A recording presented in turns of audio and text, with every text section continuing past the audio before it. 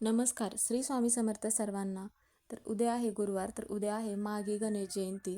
तर प्रत्येक आई वडील आपल्या मुलांसाठी मुलांची प्रत्येक क्षेत्रात प्रगती व्हावी म्हणून असे प्रत्येक आई वडिलांना वाटत असते आणि काय ना काय सेवा उपाय करत असतात.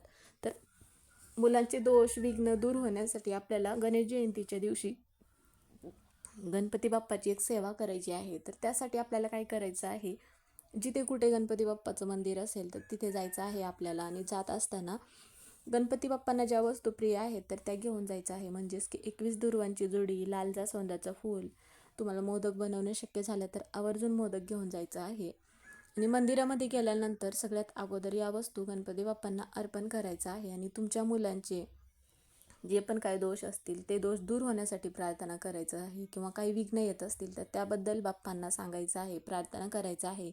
किंवा मुलांची नोकरीमध्ये प्रगती होत नाही किंवा अभ्यासामध्ये प्रगती होत नाही, जे पण काय असेल तर ते बाप्पांना सांगायचं आहे आणि त्या इच्छा पूर्ण होण्यासाठी प्रार्थना करायचं आहे. आणि 11 वेळा अथर्व शीर्ष म्हणायचं आहे, किंवा मग तुम्ही फलश्रुती 1 वेळा नंतर म्हणू शकता, किंवा ओम गणपते नमः असा मंत्र म्हटलात तरीही चालेल.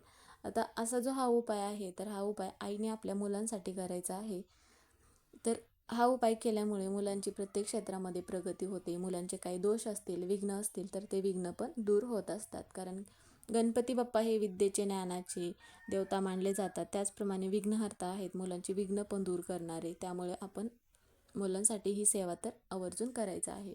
श्री स्वामी समर्थ.